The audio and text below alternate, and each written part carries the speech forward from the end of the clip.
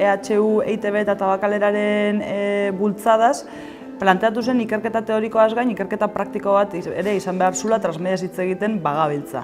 Beraz, AEK-arekin harremanetan jarri eta korrika hartu gendun gure ikerketa sujetu bezala. Ekimen konkretu horietako bat da, Unibertsitateko Multimedia Komunikazioa Masterreko ikasleek burututako 11 egun 11 historia proiektua.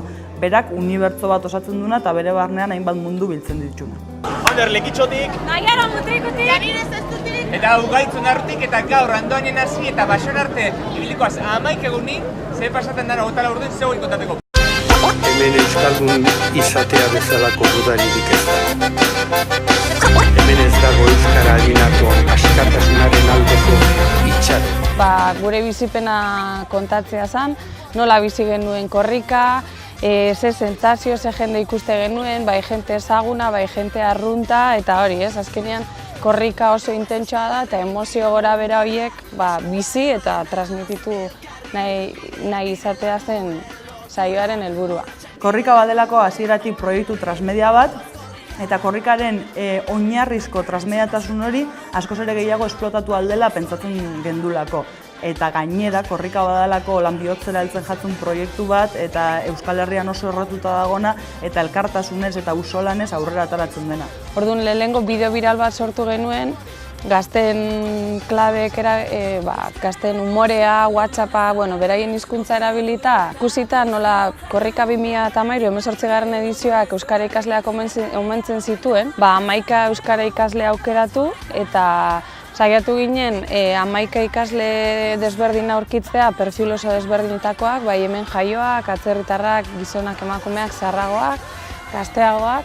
Eta ere bai, korrikak nola errekorrido itxia zuen, elkarrizketa hauek emititzen ziren heinean, ere bai ikus jarrai ziteken korrika berak egiten zuen ibilbidea, baita euskalkia eta giroa ere, herrien giroa ere. Hartzaile eta Mailaren kanal eta autopista hori ja diluidu dela nolabait, eta ja hartzaile eta sortzaile badala ere bagarela danok, sujetu aktiboa garela, murgildu dia lehen aldiz kamara aurrean hitz egitera, zuzenekoak egitera, bai kamaran, telebistarako, bai irratian, irrati konexioetan, sartu dia sare sozialetan lanketa fikzionatu bat egiten. Twitter sodio batzuk edo sortu genituen. Twitter sodio hitz egin genituen, episodio txikitan korrika kontatzen joan ginen.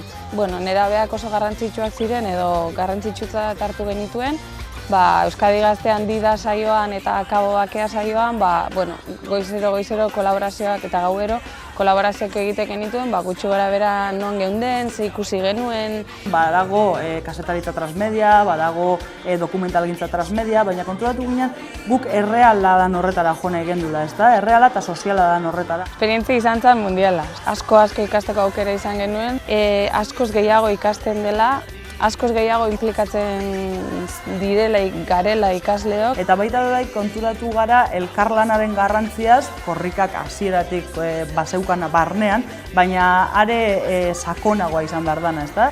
Azkenean irakasle baten bulegoan edo kajoian amaituko duen lan bat egiteko duzun implikazioa edo ETB-en edo ze edabidek erabiliko duen dokumentu bat sortzean jartzen duzun implikazioa eta gogoa ez dira berdinak. Eta alde hortatik izan da normalean egiten ez den gauza bat, baina egin ezkeran ikuste dut oso probetxugarria izan daitekela bai ikaslearentzat eta kasu askotan asko eman dezakegula uste dut ikasleok ere.